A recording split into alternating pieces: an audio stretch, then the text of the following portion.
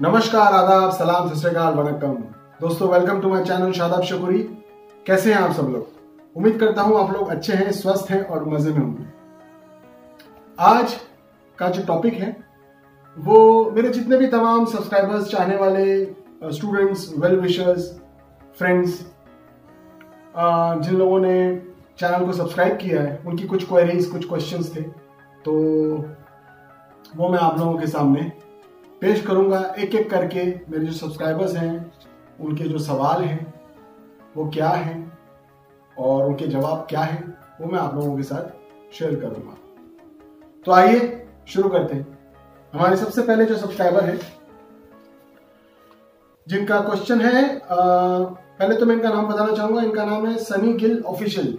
इनके चैनल का नाम है सनी गिल ऑफिशियल के नाम से इनका चैनल है। और इनका सवाल है, और मैं चाहता हूं और क्लैरिटी आए तो कैसे रियाज करूं, मेथड बता दें प्लीज। तो सनी जी, ऐसा है कि तबले में क्लैरिटी लाने के लिए आपको मैं ऑलरेडी कुछ वीडियोस में बना के डाल चुका हूं मेरे चैनल पे। कृपया करके एक बार आप उनको गो थ्रू करेंगे तो मेरे हर वीडियोस में एक ही रिक्वेस्ट सबसे रहती है। जो तबले की शिक्षा ले रहे हैं और जो तबला सीरियसली करना चाहते हैं, जो एज अ हॉबी भी कर रहे हैं, जिनको तबले में दिलचस्पी है, तो उन सब के लिए यही चीज है कि आप कोई भी एक चीज बजाएं। जो भी चीज आपको बजाने में दिक्कत हो रही है ज्यादा, आप उस चीज को 100 बार, 200 बार, 300 बार कम लय में बजाएं और उसकी स्पीड जो है बढ़ाने की कोशिश ना करें। एक लय को बांध लीजिए, उसी लय में 100 बार, 200 बार उसको चीजों को बजाइए। फॉर एग्जाम्पल, जैसे अगर हमने धातिटे का बोल लिया है,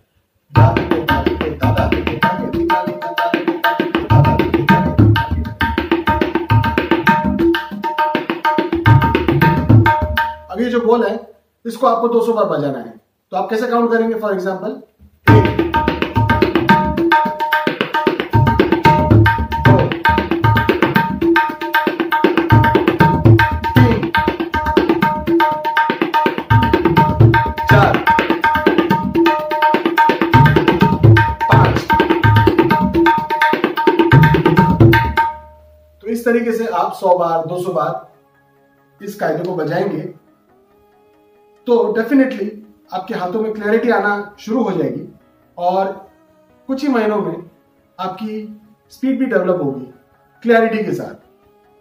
तो उम्मीद करता हूं कि आपके सवाल का जवाब आपको मिल चुका है और इन बातों को ध्यान से सोचिएगा, समझिएगा और उस पर अमल करने की कोशिश कीजिएगा। I wish you all the best. God bless you. Second है हमारे चंदन तिवारी। चंदन तिवारी जी का सवाल यह है, 3 ताल में कायदा बताओ सर जी। तो सर जी, 3 ताल में तो बहुत सारे कायदे हैं और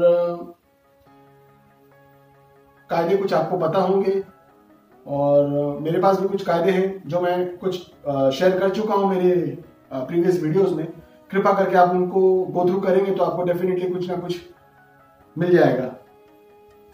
और यदि वो वीडियोस आप ऑलरेडी देख चुके हैं और कायदे अगर आप सीखना चाहते हैं तो हमारे ऑनलाइन तबला कोर्सेज हैं जो कि अवेलेबल हैं। आप उन नंबर्स पे हमें कांटेक्ट कर सकते हैं और आपकी जो भी क्वेरीज है, जो भी सवाल है, वो पूरे करने की हम कोशिश करेंगे। हमारे जो ऑनलाइन तबला कोर्सेज की जो नंबर्स हैं वो मैंने यहाँ स्क्रीन पे मेंशन किए हुए हैं, तो कृपया करके यहाँ जरा नजर मार लीजिए, आपको नंबर्स मिल जाएंगे। हमारे तीसरे जो हैं श्रेयस शीर्षत का सवाल है, हेलो सर, तबला ट्यून करते वक्त सीधा सर्कल में ट्यून करना है या हर एक ऑपोजिट साइड में ट्यून करना सही है? तो श्रेयस शीर्षत जी, ऐसा है कि पहले के जमाने में तबला ट्यून जो किया जाता था वो तबले की जो रिंग होती थी, उस रिंग पे से तबले को उतार के ट्यून किया जाता था। लेकिन आजकल क्या है कि व्हाट्सएप का जमाना है और स्टेज पे अक्सर कई बार ऐसा होता है कि जल्दी जल्दी आइटम पेश करने होते हैं तो लोगों के पास टाइम कम होता है, इवन ऑर्गेनाइजर्स के पास टाइम कम होता है। और 2 से 3 घंटे का कॉन्सर्ट होता है, तो उसमें अगर तबला प्लेयर अगर 10-15 मिनट ले लेता है सिर्फ तबला ट्यून करने में, तो वो कभी कभी दिक्कत भी हो जाती है। वेल डिपेंड करता है ऑर्गेनाइजर्स पे और आपको टाइम कैसा कितना दिया गया है। सो तबला अगर आपको ट्यून करना है तो सही तरीका तो इसका यह है कि ये जो रिंग है आप देख रहे हैं, इस रिंग पे से उतार के तबले को ट्यून करना चाहिए। लेकिन अगर स्टेज उतना स्ट्रांग नहीं हो पाता तो आप रिंग के ऊपर भी तबले को मिला सकते हैं, लेकिन उसकी भी रियाजत होती है, उसका भी आपको अभ्यास करना पड़ता है। फिलहाल मैं आपको बता देता हूं, कोई भी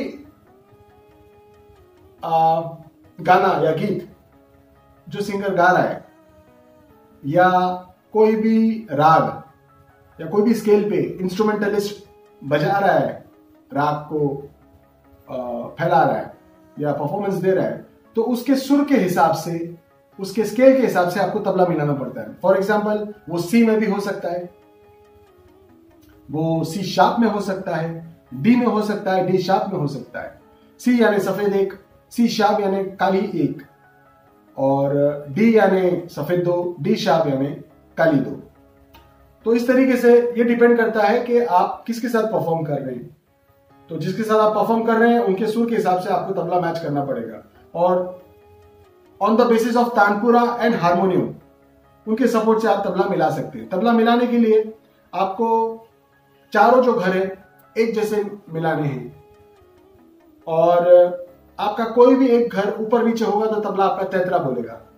और इसकी ज्यादा डिटेलिंग अगर आप जानना चाहेंगे तो मेरे नेक्स्ट कमिंग वीडियोस में इसी के ऊपर मैं एक वीडियो बनाने वाला हूं, बहुत जल्द वो आप देख पाएंगे। और फिर भी अगर आपको बहुत ज्यादा जल्दी है तो हमारे आप ऑनलाइन तबला कोर्सेज के जो नंबर्स मैंने यहाँ मेंशन किए हैं, इन पे आप हमें कांटेक्ट करके बाकी की डिटेलिंग्स और जानकारी ले सकते हैं। तो ये रहा आपका सवाल का जवाब। हमारे नेक्स्ट सब्सक्राइबर हैं पहाड़ी दीपक नौटियाल, नाम बड़ा प्यारा है आपका। तो दीपक नौटियाल जी, आपने पूछा है सर नेपाली ठेका बता दीजिए।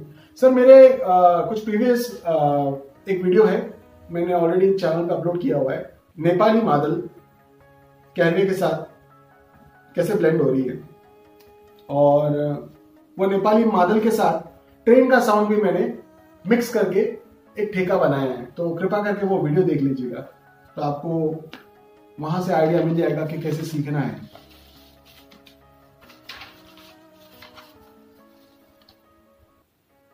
फिर हमारे एक और सब्सक्राइबर हैं, इनका नाम है मिस्टर राजीव बत्री। इनका सवाल है, सर मेरा तबला हेड फट गया है, मुझे नया सियाही क्या नया चाहिए था, लेकिन अच्छा नया चाहिए था लेकिन नहीं मिला, ऑनलाइन पे कैसे खरीदते हैं सर? तो राजीव जी ऐसा है कि ऑनलाइन तबला खरीदने से आप खरीद सकते हैं, ये आपकी चॉइस है। बहुत से लोग ऑनलाइन तबला खरीदते हैं और वो बुरी बात नहीं, अच्छी बात है, लेकिन मैं एक्चुअली प्रेफर करता हूं कि मैं स्पेसिफिकली शॉप में जाके तबला प्लेयर जब तबला बनाते हैं स्पेशली मैं उनके पास जाके तबला खरीदना ज्यादा पसंद करता हूं बजाय ऑनलाइन खरीदने के। क्योंकि ऑनलाइन में क्या होता है कि जो स्किन होती है वो हमारे मूड के, हमारे मिजाज के हिसाब से नहीं होती है, तो हम कंफर्टेबल नहीं हो पाते। तो अब ऑनलाइन में अगर आप तबला खरीदो, आप 10-12 हजार का तबला खरीद रहे हो और उसके बाद फिर वो तबला आपके मूड के, आपके दिल के, आपके मिजाज के हिसाब से तबला नहीं आए तो फिर आपकी जान चल जाएगी, आपका मूड ऑफ हो जाएगा, मजा नहीं आएगा। तो इससे अच्छा ऐसा है मेरे भाई, आप किसी भी तबला प्लेयर शॉप जहां होगी आपके एरिया में वहां पे जाइए, उनको कांटेक्ट कीजिए और वहां अच्छी पूरी देखने की कोशिश कीजिए। और डिपेंड करता है आपको तबला कौन से सुर का चाहिए, ठीक है। और बाया जो है वो कभी भी खरीदे तो थोड़ा सा भारी बाया खरीद लीजिएगा, जो 3-3.5 किलो का बाया होता है, उसमें साउंड जो होता है बाया का बहुत अच्छा होता है। और तबला जो होता है राइट हैंड ड्रम जिसको हम बोलते हैं चांटी, वो अगर शीशम की लकड़ी की हो तो सोने पे सुहागा हो जाता है, तबला और ज्यादा खूबसूरत बोलता है। डेफिनेटली रियाज पे भी डिपेंड करता है, आपका अभ्यास अच्छा हो तो सोने पे सुहागा हो जाएगा। तो मेरे भाई ये रहा आपका जवाब। उम्मीद करता हूं आपको ये मेरा जवाब अच्छा लगा होगा। फिर एक है हमारे मिस्टर राकेश कुमार। तो राकेश कुमार जी का सवाल है, उस्ताद जी तबला मेंटेन कैसे करें, विंटर में तबला किस तरह मेंटेन किया जा सकता है, प्लीज बताएं। तो राकेश कुमार जी ऐसा है कि सबसे पहली बात, अगर सर्दी हो रही है तो सर्दी में यह ध्यान रखना बहुत जरूरी है कि तबला आपका चढ़ा हुआ तो नहीं है। अगर तबला आपका चढ़ा हुआ है तो उसको आप कृपा करके फौरन उतार लीजिए। एक एक दो दो सुर तबले को उतार के रखिए, क्योंकि थोड़ी ढीली स्किन होगी तबले की तो तबले के फटने के चांसेस कम होंगे, इनफैक्ट होंगे ही नहीं। लेकिन अगर स्किन आपकी चढ़ी हुई होगी, फॉर एग्जाम्पल अगर तबला चढ़ा हुआ है, अगर तबला आपका सफेद एक का है और आपने काली दो में चढ़ा के उसको ऑलरेडी बैग में रखा हुआ है, तो वो थोड़ा डेंजरस हो जाता है विंटर सीजन में, क्योंकि ज्यादा ठंडी भी तबला बर्दाश्त नहीं कर पाता और ज्यादा गर्मी भी तबला बर्दाश्त नहीं कर पाता। तो तबले को चाहिए थोड़ा इक्वेबल क्लाइमेट, उस हिसाब से तबले को थोड़ा सा आप लो टोन में या लो सुर में मिला के रखिएगा, तो वो ज्यादा बेटर होगा। तबला आपका लॉन्ग लास्टिंग होगा, थोड़ा ज्यादा चलेगा, ठीक है ना।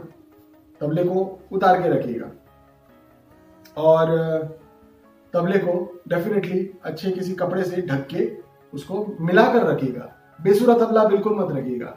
ये मेरे जितने भी तबला लवर्स हैं, स्टूडेंट्स हैं, जितने भी सब्सक्राइबर्स हैं, उनसे मैं रिक्वेस्ट करूंगा कि आप जब भी तबला बजा कर रखें तो उसको थोड़ा मिलाकर रखें, क्योंकि तबला को अनट्यून्ड नहीं रखना चाहिए। वो नाद है, वो सरस्वती का रूप है और उसको ट्यून करके रखना चाहिए।